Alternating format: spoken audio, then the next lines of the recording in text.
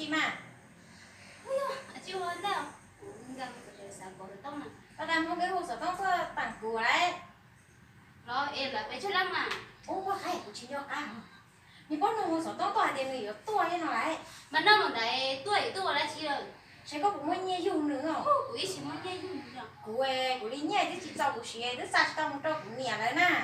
của hải chí giải mà Bao nhiêu nữa tuổi, nó sao cũng cũng nữa thôi cái nhau. gì nó đúng mà cái gì muốn chơi được cả đi nè Ê có của cũng nữa thôi nhau.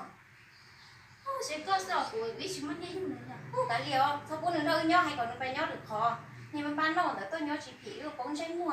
thì tôi chơi vậy có một hải cái đâu nữa chứ mà Thế tôi sợ mà đi hay ra nữa. có đi Có phải sai nữa chị, tôi cho tỏ thì hả? Không dùng đó tới dùng nữa chả. của hải tên này bỏ máy nó có liều không phải chỉ tôi đợi nhau chị ơi chỉ cũng chơi mua Sao một cơ khó trông thế tiền. Ô, bác ơi, bác ơi, đi nhớ là đúng rồi, của tôi nó đi mua hết lần nào đâu thòng ha. Đâu ai chưa? không có ấy Nó là sao tao đi ô.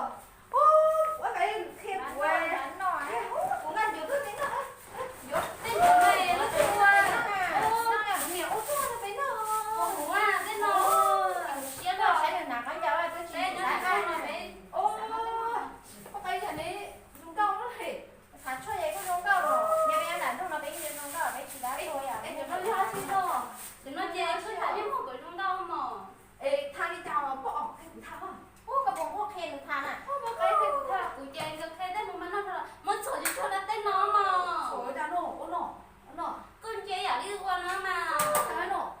Ô, Trời ơi, chắc sửa lắm đấy có thì cứ đá nhá. cái bác ấy là cô trai của nó đến là giao thông nè. Không bán nổi mà nó không coi Thế tôi hả chịu. Số tông rồi mà. Số tôi không trai có ui ra nổ.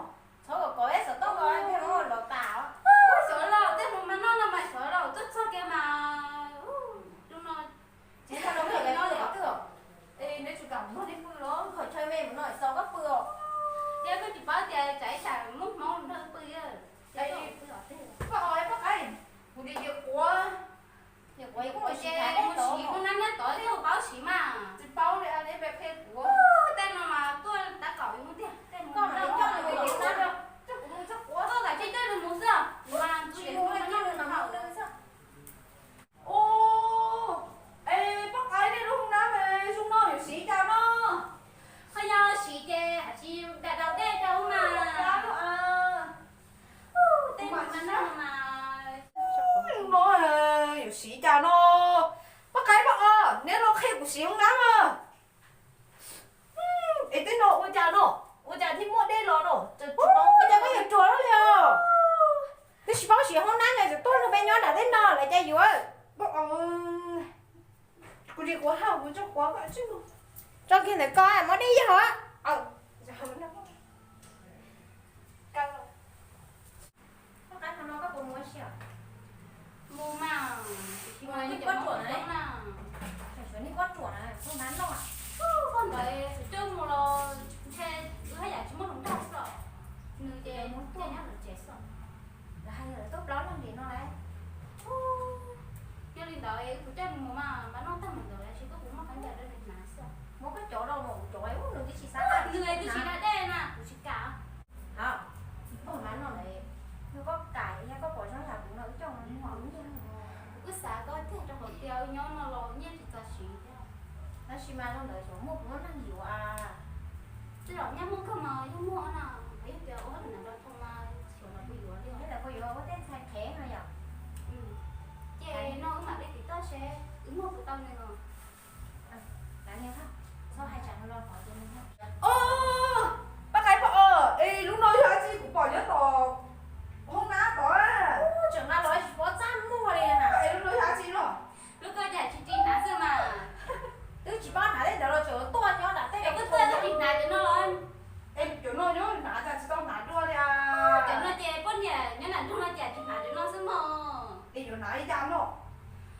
chả bán nó rồi Ôi bán nào chiếc cam mới chia được cái chắc cố à?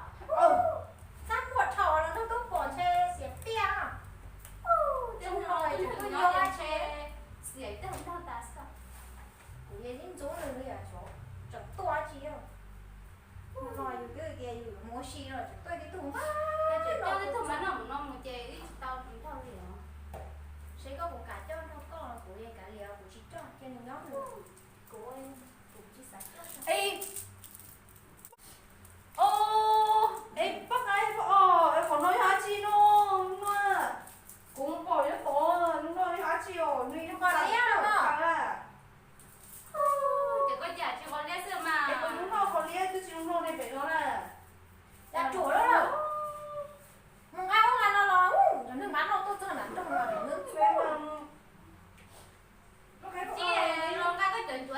không nói chứ một chiều cái nói nó nét thì xưa thế rồi có rồi cơ cái phản bảo cao rồi rồi cơ cao thì phải đàn tên thông nó đấy nó na bên nó một xe kia mua tờ giả hán này nó không cái gì một nè cái hả chiều cái chè chỉ nó mỗi giải mà to lên cái Nó chỗ mỗi bán năm nó là- đi một cái bộ nên chỉ họ được đâu cũng ơi mà nó cũng mua không rau cũng từ rồi nên để đâu nên mua bán nó còi mù xỉa bịa thầu